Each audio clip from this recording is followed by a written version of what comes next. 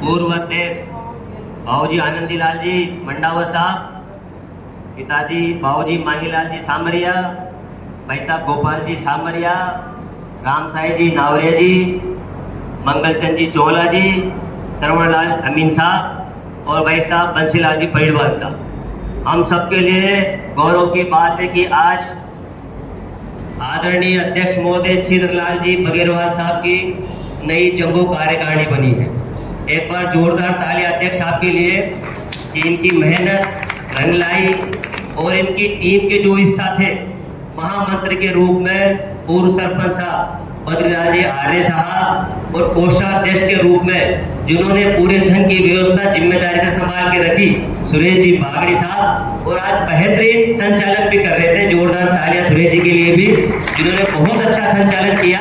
मुझे जानकारी मिली इनका गला बैठा था, पर जब ये माइक पे बोल रहे थे लग नहीं रहा था इनका गला खराब है। तो जोरदार तालियां सबके लिए। और मेरे सामने विराजमान सभी समाज बंधुओं, आदरणीय युवा साथियों, पिता तुल्य बुजुर्गों, मैं इस मंच के माध्यम से इतना ही कहना चाहूंगा कि कण कण से मण बनता है, बूंद बूंद से सागर बनता है।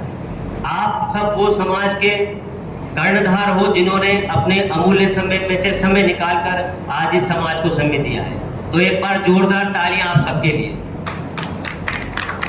और निश्चित रूप से दूसरा कार्यकाल चीतरलाल जी को मिला है, तो इसमें कहीं न कहीं आपकी हमारी सबकी मेहनत है। सभी समाज बंधुओं ने वोट के अधिकार को पाकर इनको चुनाव जिताया है, तब जाकर आज ये दूसरा कार्यकाल देख रहे हैं। नई कार्यकारिणी को बधाई देता हूं। और बार बार मैं सुरेश जी की तरफ देख रहा था, इनके अंतरात्मा में से एक ही बात निकल रही थी, मैंने ईमानदारी से काम किया है।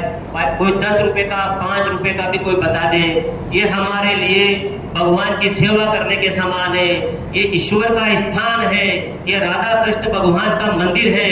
तो यहाँ हम जो सेवा करें अंतरात्मा से करें।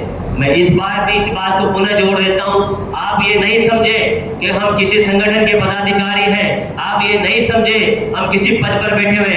आप और हम सबकी जिम्मेदारी बनते हैं किस प्रकार इस खटीक समाज के प्रत्येक व्यक्ति को मोतियों की माला के रूप में पिरोकर हम आगे ले जाने का काम करेंगे। तो चीतरलाल जी बगेरवाल साहब इस काम को निश्चित रूप से आगे बढ़ाएंगे। और जो संख्या आज हमारे बीच है, इस मैं जब भी खटीक समाज की बड़ी बैठक में जाता हूं, संभागीय अध्यक्ष के रूप में जब कोटा, बूंदी, बारा, झालावाड़ के लोग इकट्ठा होते हैं, तो डीसीएम खटीक समाज की हमेशा चर्चा करते हैं कि वास्तव में खटीक समाज डीसीएम का हमेशा अग्रणी रहा है।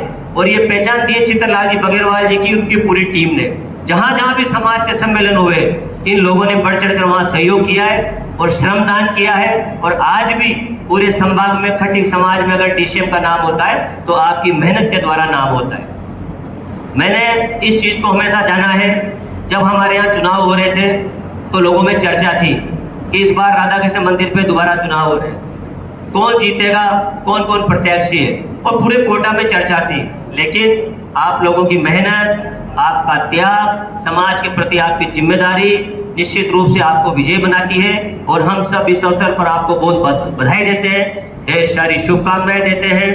एक बार अपना मित्र परिषद के लिए, ये जो 5-7 अपना मित्र परिषद के लोग पधारे हैं, ये भी हमारे समाज के लिए बहुत समय दे रहे हैं। इनका भी सर्विस में रहते हुए समाज को इतना समय देना वास्तव में हम सबके लिए गौरव की बात है।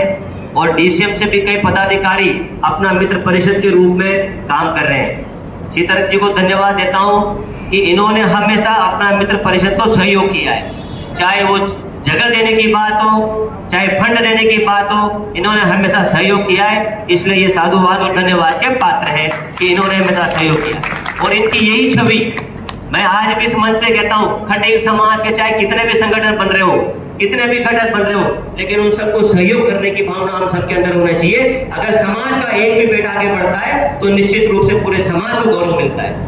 इतना कहकर अपनी वाणी को विराम देता हूँ। जय भारत, जय खटीक समेत। और हमारे जो आनंदीलाल जी अभी मंच से उठ के चले गए, इनको जब हम सब ने मिलकर अध्यक्ष बनाया था तो निश्चित रूप से एक ही विचार था कि हे परमपिता परमेश्वर, हे राधा कृष्ण भगवान, ये समाज की धरोहर अच्छे हाथों में चली जाए। आप और हम सबकी सोच हमेशा ये रहती है कि कोई नहीं चाहता मैं बनूं, सब ये चाहते हैं कि ये धरोहर अच्छे हाथों में रहे, सुरक्षित रहे और समाज के लिए हमेशा उपयोगी साबित हो।